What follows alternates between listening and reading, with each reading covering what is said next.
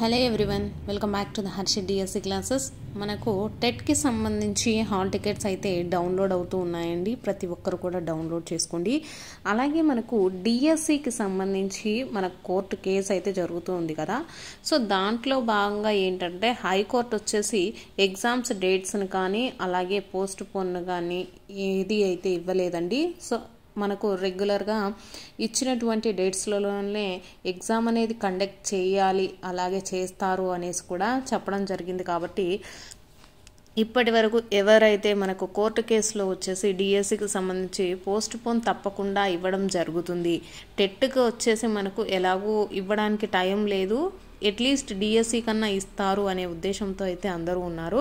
So దానిలో భాగంగా high court వచ్చేసి మనకు వచ్చేసి ఎటువంటి న్యాయం అయితే చేయలేదండి. డిఎస్సికి సంబంధించినటువంటి పోస్ట్ పోన్ అయితే చేయలేదు. సో మనకు డిఎస్సి ఎగ్జామ్స్ అనేది మనకు ఏ డేట్స్లలో అయితే ఇచ్చారో ఆ డేట్స్లలోనే జరుగుతుంది. ఇప్పుడు మనకు ఈరోజు మధ్యాహ్నం నుంచి టెట్కి సంబంధించినటువంటి హాల్ టికెట్స్ కూడా డౌన్లోడ్ అవుతున్నాయండి. సో ప్రతి ఒక్కరు కూడా డౌన్లోడ్ చేసుకోండి. డిఎస్సి కూడా మనకు పోస్ట్ పోన్ అవుతుందని చాలామంది అయితే చదవటం అయితే ఈ కోర్టు కేసులలోనే అలానే ఉన్నారు. సో ఇప్పటికైతే తెలిసింది కదా, డిఎస్సి వచ్చేసి మనకి ఎటువంటి పోస్ట్ పోన్ అయితే ఉండదండి, ఇచ్చినటువంటి డేట్స్లలోనే జరుగుతుంది అనేసి చెప్పడం జరిగింది. కాబట్టి ప్రతి ఒక్కరూ కూడా ఇప్పటి నుంచి ఇంపార్టెంట్గా మనకు ఎక్కువ స్కోర్ వచ్చేటి, అలాగే మీరు ఇంతకుముందు చదివి ఉన్నటువంటివి రివిజన్ అయితే ఫాస్ట్గా చేసేయండి.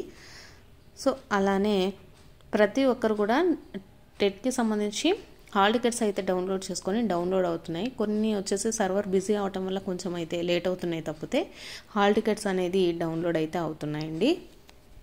అలాగే మనకు 25th వరకు డిఎస్సికి అప్లై చేసుకోవడానికి టైం అయితే ఇచ్చారండి. ఇంకా ఎవరైతే అప్లై చేసుకోలేదో వాళ్ళందరూ వచ్చేసి డిఎస్సికి చేసుకోవాలి అనుకుంటే 25th లోపు అప్లై చేసుకోండి. ఎగ్జామ్కి మనం అప్లై చేసుకునే డేట్ ఒక్కటి మాత్రమే ఎక్స్టెండ్ చేశారండి. ఎగ్జామ్ అయితే పోస్ట్ పోన్ లేదు. యాజ్ యూజువల్గా ముందు చెప్పినటువంటి తేదీలలోనే మనకి ఎగ్జామ్స్ అనేటివి జరుగుతాయి.